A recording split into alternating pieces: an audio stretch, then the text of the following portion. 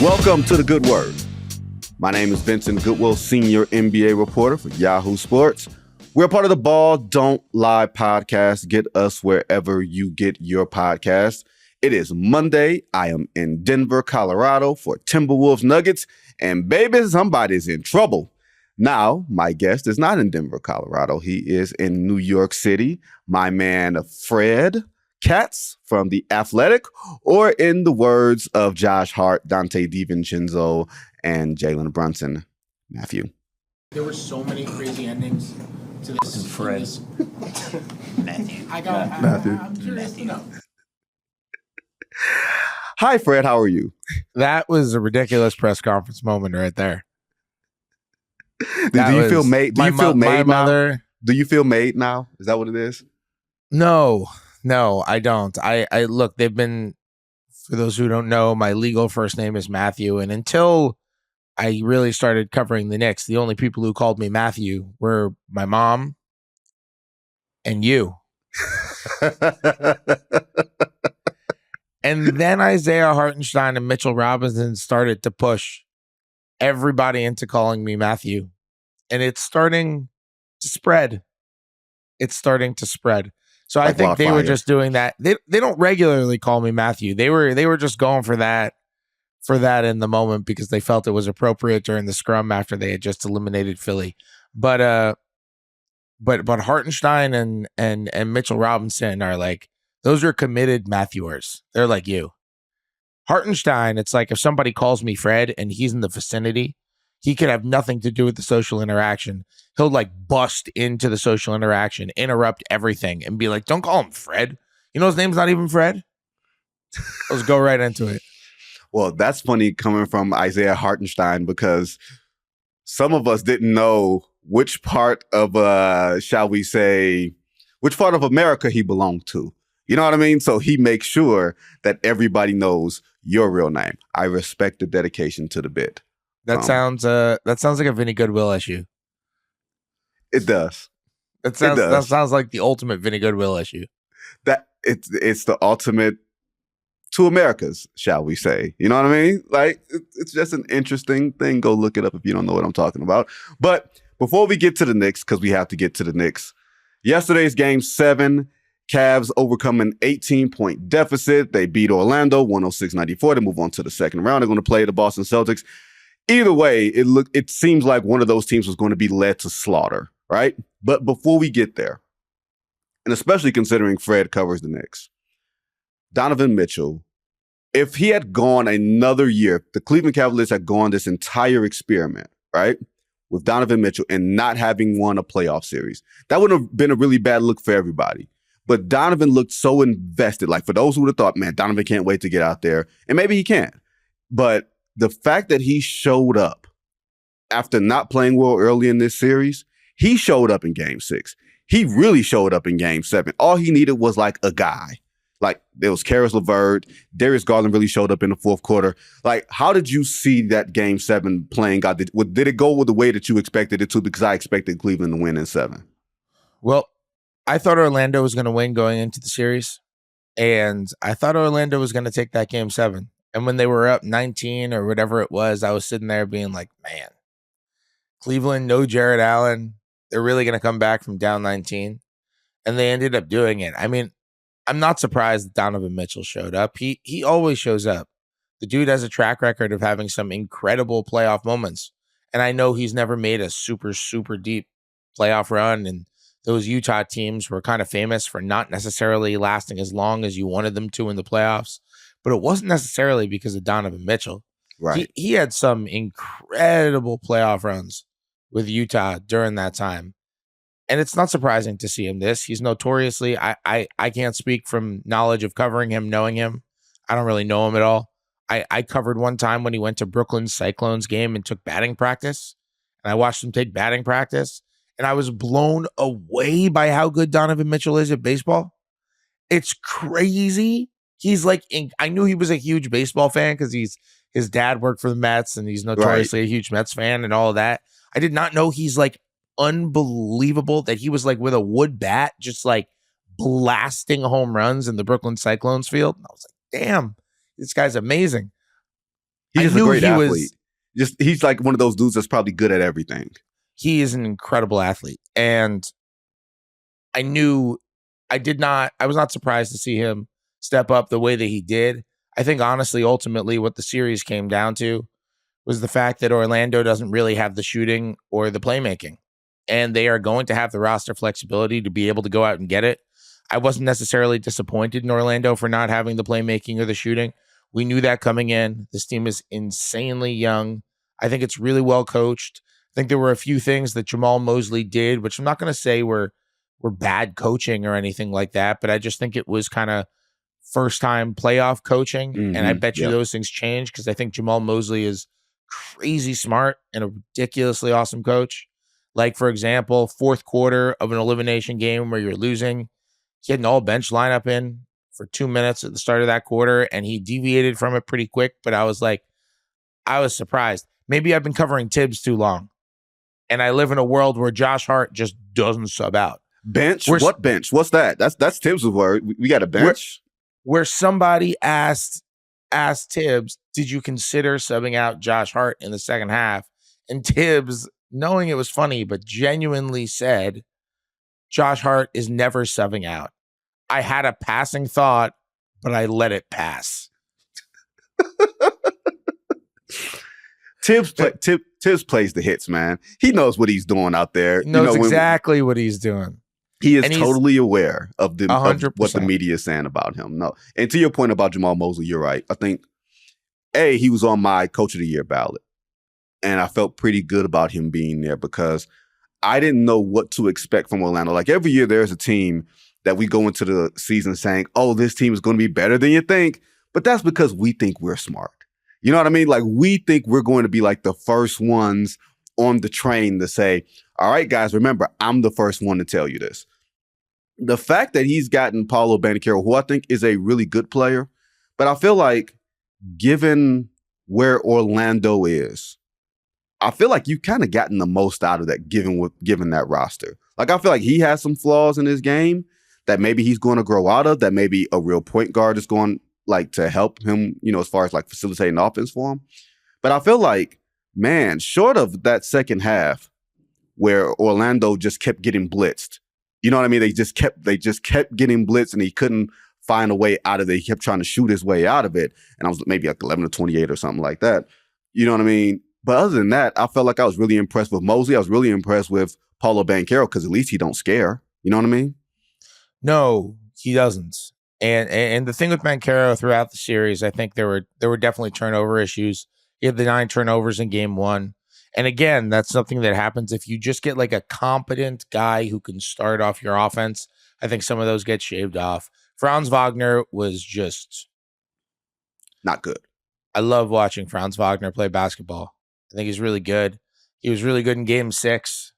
He had some really nice moments in this series, but 1 for 15 in a game 7, that is not going to cut it. And you look at the guys who took the 3 most shots for them, and Banchero shoots 10 for 28. And Suggs shoots 2 for 13. And I don't think Suggs was 100% in this series. And Wagner shoots 1 for 15. And you're not going to win a competitive game 7 if your top 3 shooters in terms of volume are putting up those percentages. It's just going to be really, really hard. And I thought Banchero played well, by the way, because he got to the line a ton. But he got to the line 16 times. He got to the line a ton. And he was ferocious on the boards. But look, this team has while I thought they were going to beat Cleveland, the expectation on this team should not be you have to beat Cleveland for it to be a successful season. Right. For Cleveland, they had to beat Orlando for it to be a successful season. You can't tank into a first-round matchup and then lose that first-round matchup. They had to beat Orlando for it to be a successful season. Orlando, Yeah, I was going to say, remember that. That's just as a point of housekeeping. They literally said, we want the Orlando Magic in this. Remember the wild, wacky last game of the regular season? That seems like 2 months ago because of everything that's happened since playing and all that other stuff. But Cleveland said, we don't want to play. We don't want to play Indiana. We don't want to play Milwaukee. We want this team. If you do that, you better win. Otherwise, somebody's going to get fired. And I think it's just going to be roster changes. It was going to be somebody's going to lose their job. 100%. And they did it. And on the Orlando side, this is a really young team. Yep. I think they're self-aware about the fact that they don't have enough creation. I think they're self-aware of the fact that they don't have enough shooting. They have a lot of roster flexibility this summer. They have cap space. Really interested to see how they use that. Everyone's got them jumping in on the next big point guard who happens to become available on, if the Hawks break it down, could they be a Trae Young team or anything like that? I don't know. I could see them going a simpler, less obstructive to their core kind of route. If you trade for Trae Young, you're going to have to give stuff up. You're going to have to give up picks, probably some players. Like, you're going to have to give things up. I wonder if they're just going to kind of, like, for example, I know they were expressing interest in Tyus Jones leading into the deadline. I wonder if they're going to just kind of go that route, get a really competent point guard who is going to make all the right plays, never turn the ball over, defend, and is not necessarily the level of a Trae Young type, but also isn't going to disrupt things you don't have to give stuff up for. I wonder if they're going to go the route. I mean, I think Emmanuel quickly is going to end up back with Toronto. He's a restricted free agent, and Toronto just traded for him, and they will feel the pressure to match any offer to Quickly. However, something that we have seen is we've seen a team that has a restricted free agent accept a sign and trade. If you come to him with the sign and trade and say, hey, we're going to make this really big offer, you don't want to pay the guy this offer. Let's see if we can do a sign and trade for it. And I wonder if that's something. I think Quickly stylistically fits in really well for them in terms of ball creation. He's a great team defender. He cares a lot about that side of the ball. I think culturally his personality fits there really well. Yeah. I don't know if that one's going to happen. I anticipate him re-signing with Toronto, but I see a route like that maybe making a little bit more sense for them. That being said, like, they're in a position, if they want to go out and get a really big name, they could make a really good offer while still keeping their core together. They got their draft picks. They got a lot of cap room. Like, they could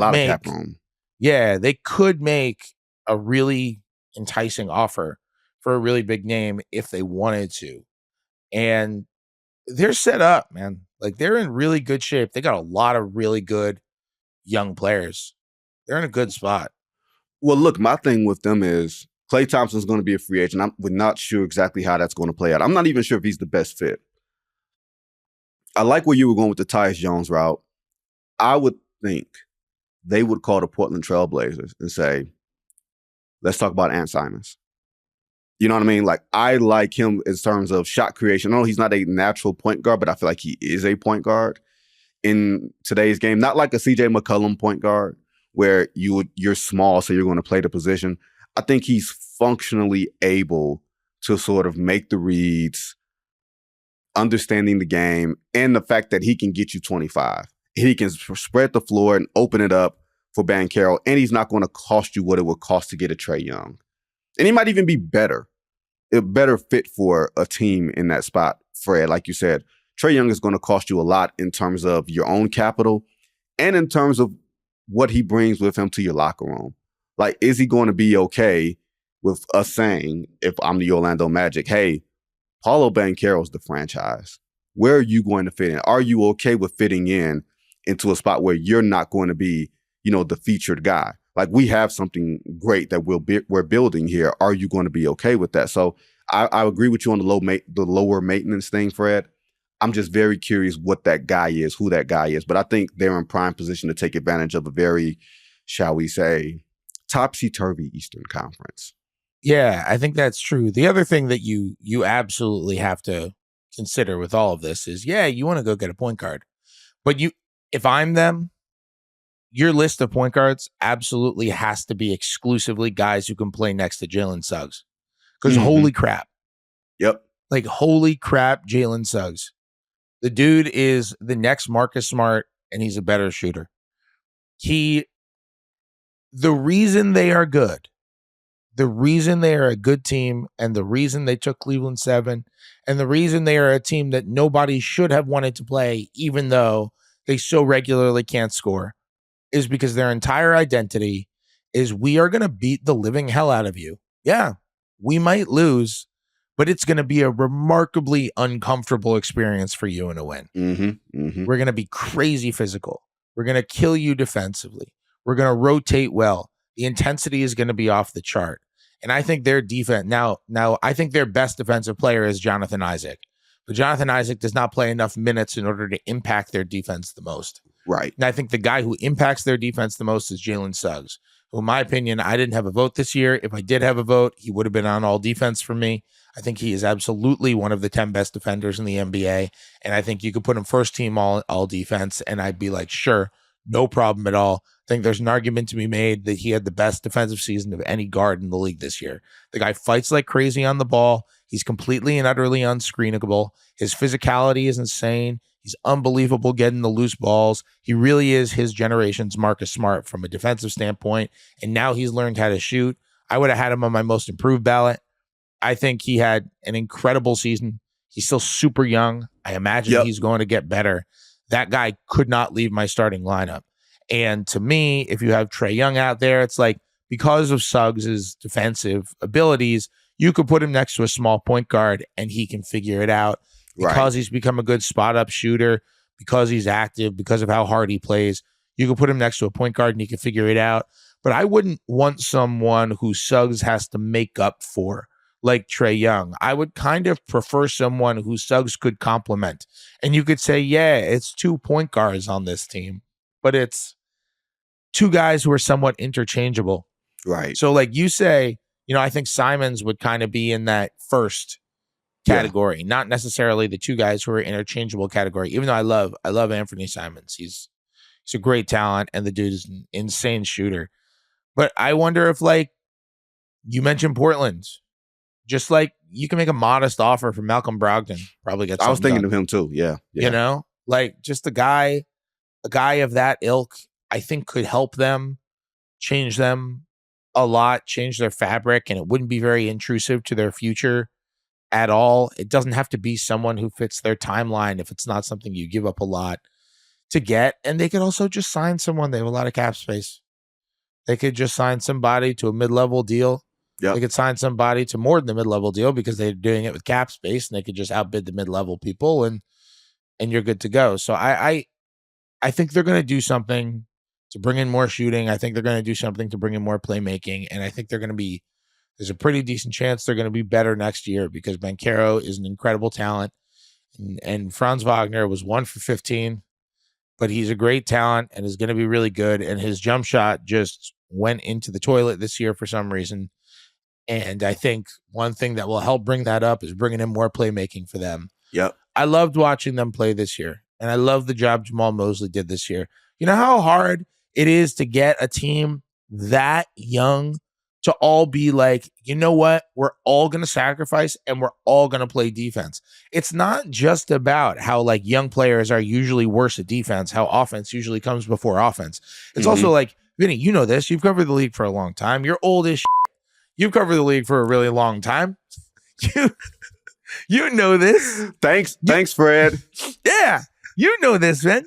Like getting a whole team to defend when basically the whole team hasn't gotten paid yet. Right. That's the hard part. Because usually it's not like, no, I'm too good to defend. Usually it's, nope, you make your money on your second contract, and I haven't gotten my second contract yet, so I really don't want to sacrifice and cost myself generational money. And technically that's selfish because you're thinking of yourself, but it's an extremely relatable type of selfish that I think the vast majority of people would do. And the fact that you've got like Cole Anthony the year before he becomes extension eligible and he ends up signing like a fine enough extension, but the year before he becomes extension eligible last year, you got Cole Anthony under Jamal Mosley being like, you know what? Screw it. I'm in. Yeah, I was like a kind of a pretty boy scorer, but now I'm just throwing myself all over the court.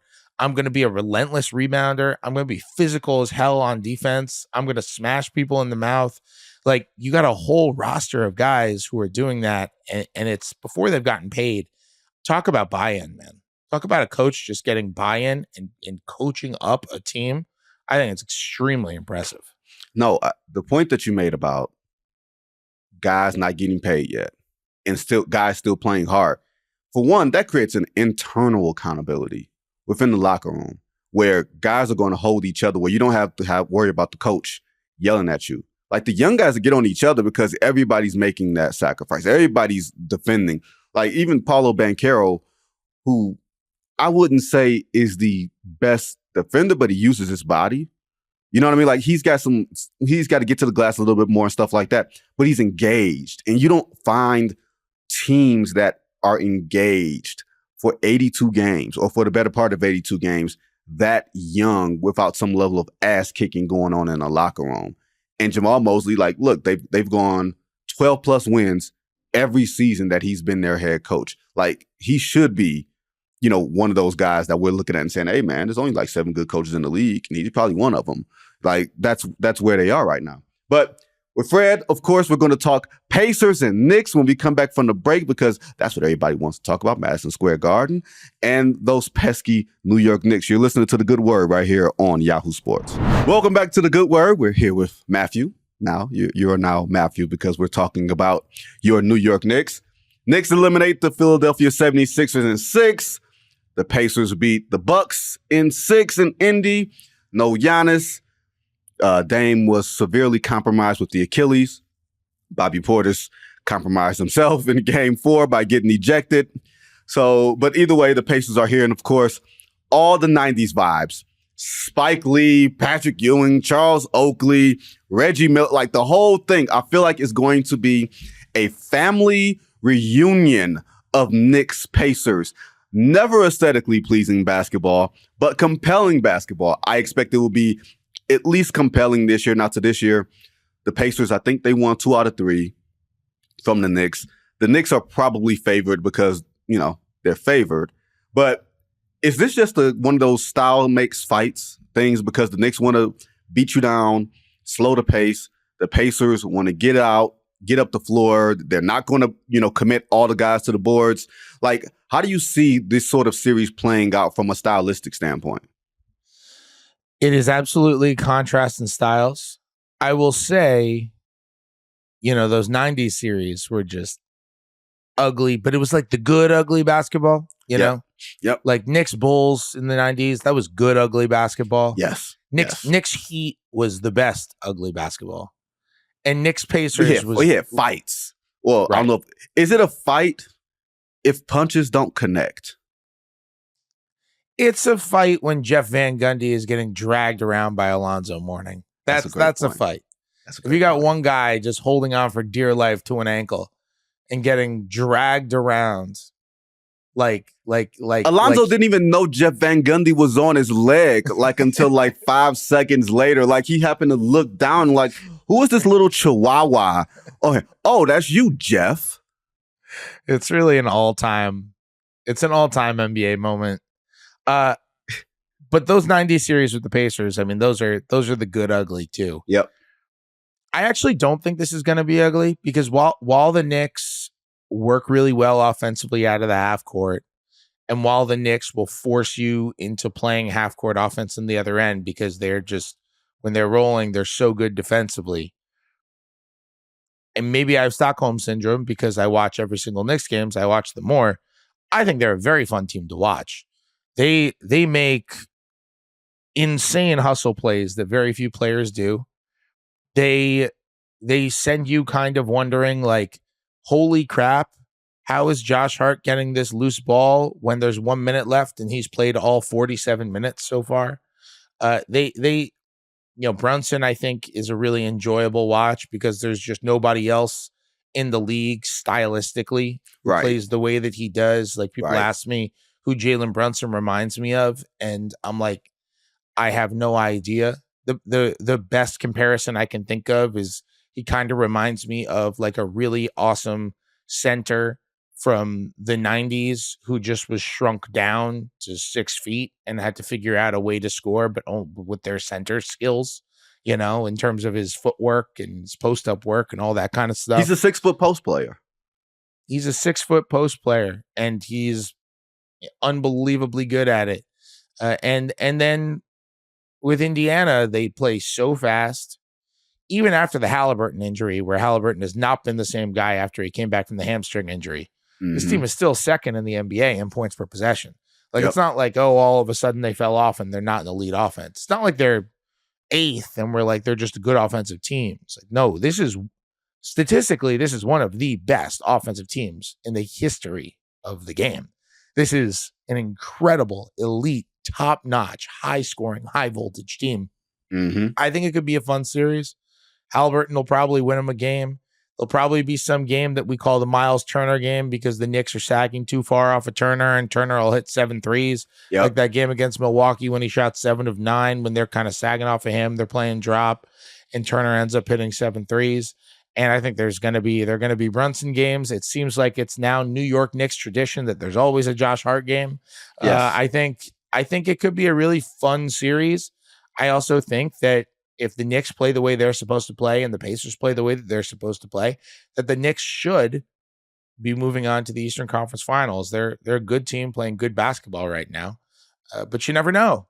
You never know. The Pacers are a good, legitimately good team. They were my favorite team to watch all season. They are just freaking fun. They play beautiful offense. I have said this before, it is the niche call.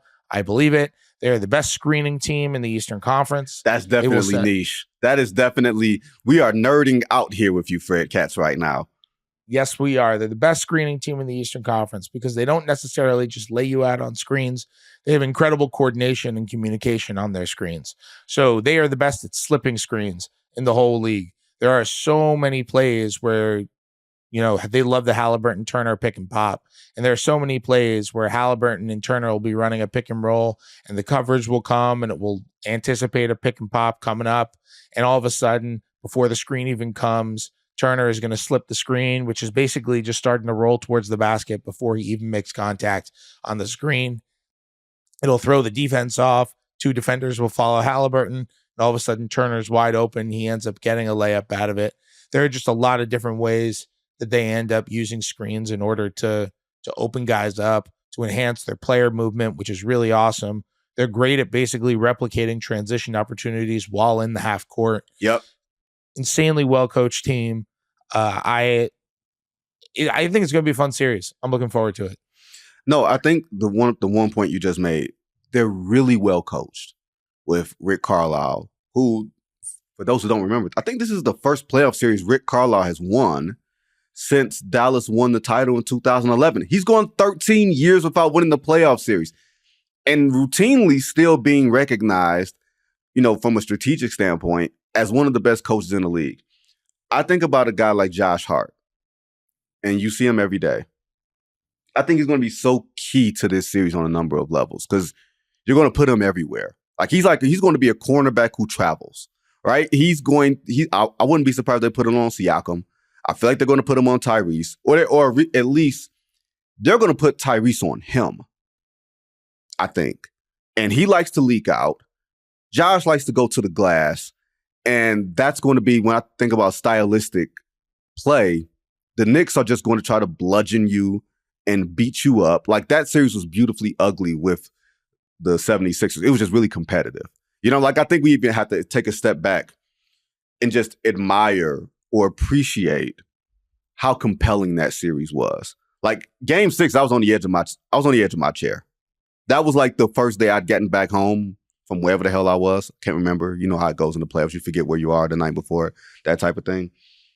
But how do you see Josh Hart's role playing in this series? Because I think he's going to be one of those critical X factors, not just because of the shooting, but because of the rebounding and the defense. Yeah, he is really interesting because if you look at the outlay of what he is as a player, he's the ultimate kind of guy who you think would eventually be neutralized in a playoff series. Because normally when a player has one really, really obvious, really bad flaw, especially when that really, really obvious, really bad flaw is shooting. Normally when that happens, that player gets exposed in the playoffs. And Vin, how many minutes in the 6 games against Philadelphia do you think Josh Hart rested? In 6 games, I would say 20. You're too high. He rested for 15 minutes. Man, come on. There's got to be like some type of workplace violations that Tibbs is violating here by playing that dude that much. That's just inappropriate. And he doesn't care. He was asked after game 6. The dude, by the way, eats a box of Mike and Ike's before every single game, and then eats a box of Mike and Ike's after every game, and has been campaigning to get his face on a Mike and Ike's box for years. And I guess they're putting his face on a Mike and Ike's box now. And when John Schumann from NBA.com asked him about basically never resting during the series and where his energy comes from, he literally just took a box of Mike and Ike's out of his pocket, shook it, and said, "It's the Mike and Ike's, baby," and then tossed a Mike and Ike's to John Schumann and said to try it. So the guy is bringing his energy to the post games too. Oh my goodness. I am very curious to see how the Pacers guard Josh Hart, because the Sixers came out against Hart and they were like, we're not guarding him at all. And what's going to happen is at the start of the series is Kyle Lowry is going to guard Josh Hart. And Lowry is basically just going to wait in the lane. So when Jalen Brunson gets into the lane, there will always be one defender there, Josh Hart's man, to meet him on top of Joel Embiid, because Embiid is going to be guarding Hartenstein or guarding Mitchell Robinson, and he's going to be there too. And there's just going to be this wall with 2 really good defenders between the basket and Jalen Brunson every time he comes there. And then what happened? Josh Hart hits 4 threes in game 1. He hits 4 threes in game 2. Yep. And then the Sixers say, okay, we have to guard Hart a little bit because he can't be hitting those threes. Right. And I wonder what the Pacers are going to do. I could see them putting Halliburton on Hart. I wonder what's going to happen there. I wonder how much they're going to use, because the difference is Kyle Lowry is this veteran, unbelievably smart, insanely gritty, always makes the right play defensive player. Right. And even though his game has totally fallen off from when he was an all-star, and I think that dude has a great Hall of Fame case, he was so good. Even though he's fallen off, he can still defend. He still knows what to do defensively. Halliburton's not that. If I am the Knicks, and that's the situation that I have myself in with Halliburton guarding Josh Hart, I am running nonstop Jalen Brunson, Josh Hart, pick and rolls, and saying, okay, Tyrese Halliburton, do this. Now, Indiana's probably going to switch that. And then if I'm Brunson, I say, fantastic. Switch away. If Go I'm switch and then let Jalen Brunson attack. I'm blitzing. If I'm Indiana, I'm blitzing, because I don't want to put Tyrese Halliburton on that island and wear him down, get him in foul trouble. He hasn't, like you said, he hasn't looked like himself since the hamstring. It's still kind of slowing him down. I'm going to do everything I can to make Jalen Brunson be a secondary playmaker, forcing the ball somewhere else and taking a chance, even if it's 4 and 3 on the backside.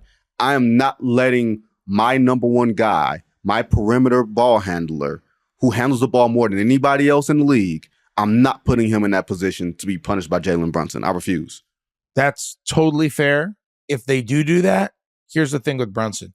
Brunson is so much better now at handling a blitz than he has ever been.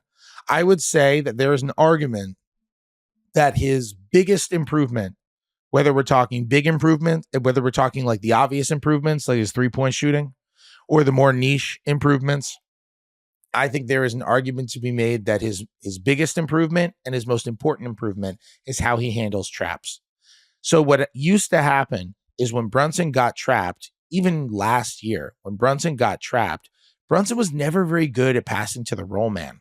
It was kind of a flaw in his game as a pick and roll point guard, where he never really passed to the roll man. He doesn't really throw lobs to, he'd run pick and rolls with Mitchell Robinson. He wasn't really passing to the roll man that much. And if he just comes downhill and you got a guy rolling next to him, he wasn't really jumping it off to him. That pocket pass didn't really come very often. It often ended in a shot. And when he got trapped, because of his size and because when you're getting trapped, it's usually two longer defenders coming at you. And often his primary defender is someone who's not necessarily a point guard. It could be a wing. Like Philadelphia, it's Kelly Oubre a lot. It's Nicola Batum a lot. It's these longer players who teams will use to bother him. And Indiana could be like Aaron Nesmith guarding him, who's got this 6'10" wingspan and fights really hard defensively. I think is a super underrated player. And what happens is if you trap him, what they used to do is they would send up an outlet on the other side. And it could be Julius Randle. It could be RJ Barrett. But they would run a pick and roll with, say, Mitchell Robinson. And on the other side, they'd send up an outlet. And then Brunson would bounce it cross court to Randle or Barrett on the other side. And that guy would attack. But first of all, Randle and Barrett have a habit of kind of hesitating a little bit. And second of all, if they were going to find the roll man, that's now taking two passes basically to make one. Right. And Mitchell Robinson is also not really going to create off of that opportunity. Once he gets the ball, it's got to basically be to just go up and dunk it. The way his offensive value is really just throwing down a lob or getting offensive rebounds and then making plays after he gets offensive rebounds. Now with Isaiah Hartenstein as your starter, or in this case, if you're running a pick and roll with Josh Hart, Brunson is so much better at hitting the roll man. And something that I've talked about it with Dante DiVincenzo, something that DiVincenzo kind of opened my eyes to, which I thought was really interesting, is the reason why he's so much better is because it's not just that, like, okay, he's reading the play quicker. It's that he's reading the play either quicker or later. He's not getting himself caught in those in-between moments. So he's doing one of two things. Either the defender starts to come over and he immediately recognizes it, and he's like, boom, bouncing it to Hartenstein or bouncing it to Hart. Or he will say, okay, this defender's coming, and he will start to back up before the defender even gets there, which buys him extra time. And then he's able to throw something over the top or make that bounce pass, and he's able to do stuff. The fact that Isaiah Hartenstein is starting now as well makes a huge difference, because Hartenstein is really one of the best centers in the league at making plays out of the short roll when you have that mini 4-on-3.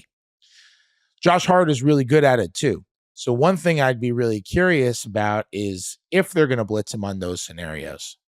And if you're running those pick and rolls with Josh Hart because Halliburton is his guy and they come up and blitz, one thing they did against Philadelphia is they started running progressively higher and higher pick and rolls throughout that series. And it was to make Joel Embiid have to come up a little bit higher from the basket. And they weren't doing it all the time. But it's something they did a lot in the early season. And I'm wondering if you just want to do that, if Indiana is going to blitz that play, you do that, you make them blitz at 30 feet.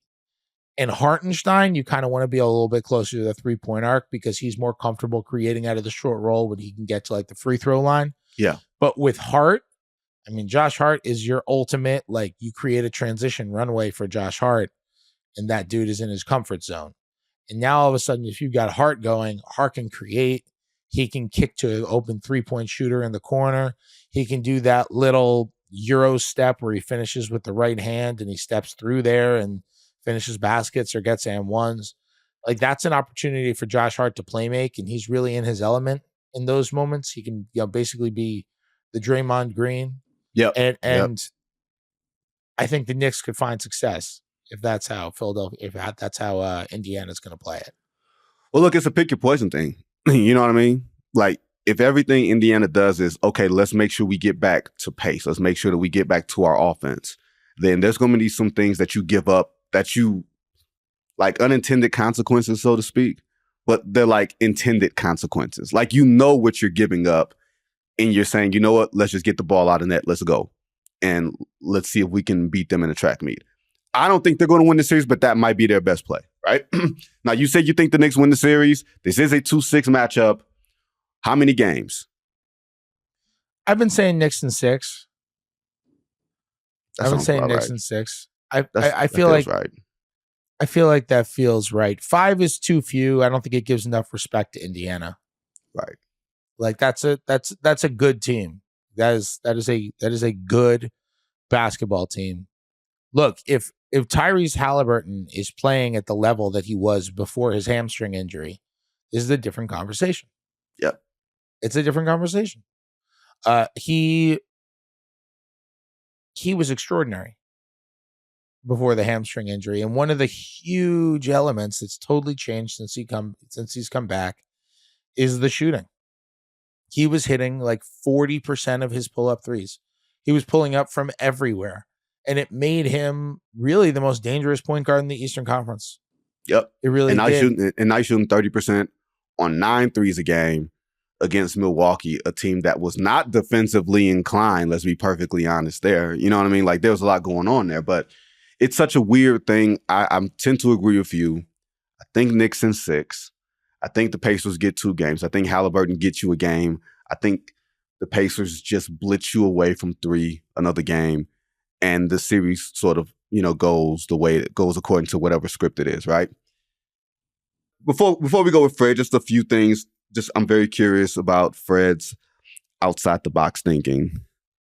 Fred, if you were hiring the next Los Angeles Lakers coach, who would you hire? Oh, right? Whoever LeBron James wants. Well, all those guys aren't available, right? Ty Lue's not going to be available. Jason Kidd just got extended this morning. Like, I don't know who's left out there, and this is going to be LeBron's 11th coach in 21 years or whatever the hell it is. I know a podcast partner of his who's ready to roll. That, you know what? If that happens, who would be to blame? You know what I mean? I don't know. Maybe JJ Redick would be really good. JJ Redick is an incredible analyst. Every single time I listen to him talk about basketball, I'm like, that dude's amazing. I learned so much from him. And he's so good at explaining complicated concepts in the game. He was a really good player, so he can relate to players. I wouldn't be surprised if JJ Redick became a really good NBA head coach. He's really good. But I have no idea. I genuinely have no idea. You know who they should hire? They should hire Frank Vogel. That's who they should hire, because none of this was his fault anyway. And if Frank Vogel ends himself without a job, maybe they should just hire the one guy who got him a ring after LeBron. Maybe that's the move. Otherwise, I don't know who takes the job though. Like, it's a dead end job to me. Oh, that one I don't agree with. There are only 30 of them. If someone will take the Charlotte Hornets job, and I promise you, someone's going to take the Charlotte Hornets job. Might not be Kenny Atkinson, but someone's going to take the Charlotte Hornets job. Then they'll take the Los Angeles Lakers job. I promise you that. I mean, there are the names that we hear conventionally. I know a lot of people who love Charles Lee. I've always heard great things about him as somebody who could really be good. I mentioned Kenny Atkinson because he had turned down the Charlotte job a few years ago before Steve Clifford got it. I've always thought Kenny Atkinson deserves another shot, and I think he's had opportunities for other shots, and he's decided to stay with Golden State. Right. But I've always thought Kenny Atkinson deserves another shot. Mike Budenholzer did not lose either of his jobs because he didn't know how to coach basketball. I'll tell you that much.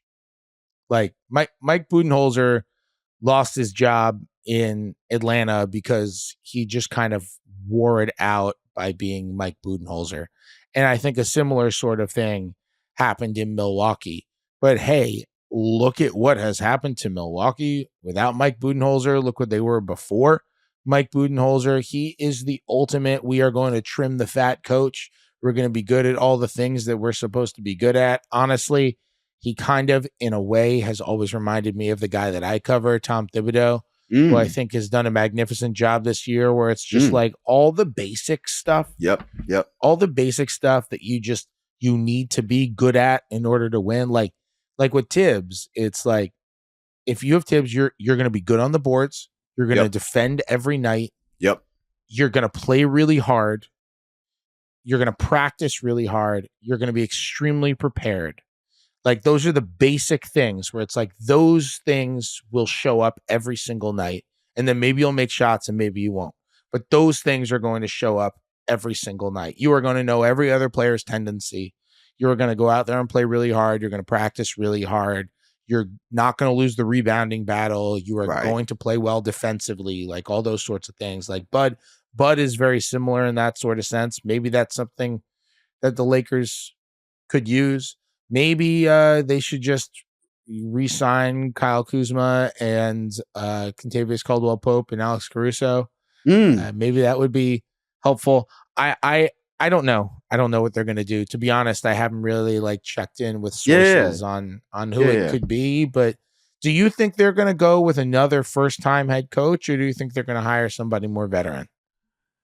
I think you have to hire someone more veteran because, to me, Darvin Ham made mistakes that first-time head coaches make, right?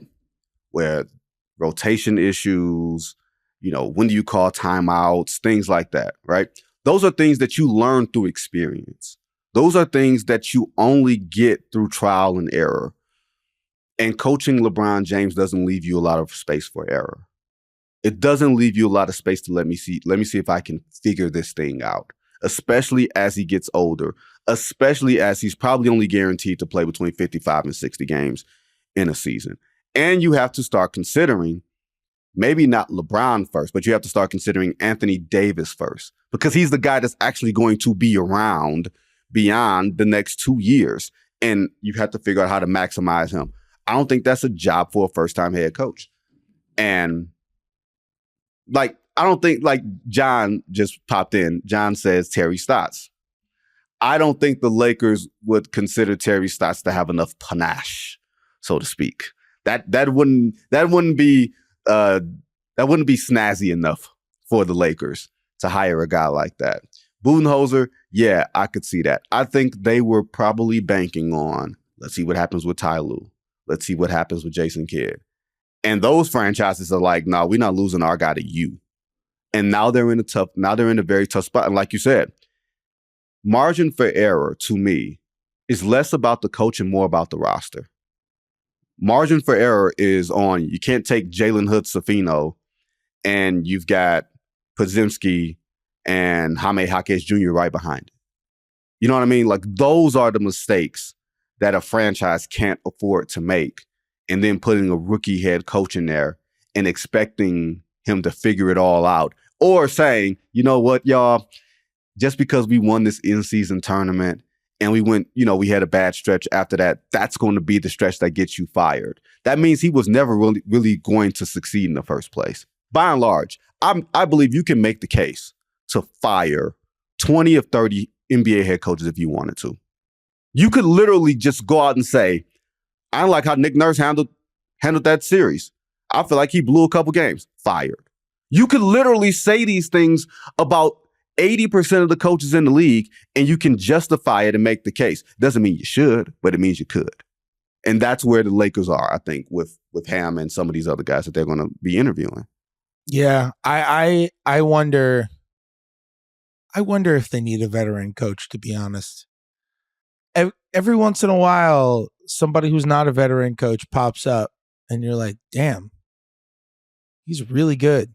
So you're going with the JJ Redick? Is that your vote? No, I don't have a vote. I'm a huge believer that until you actually see a guy be a head coach, we have absolutely no idea on the outside if someone is good or not. Mm-hmm. Every single time someone gets hired and is a longtime assistant or whatever, and they get hired, every single time, all I hear is how great that coach is. Every time.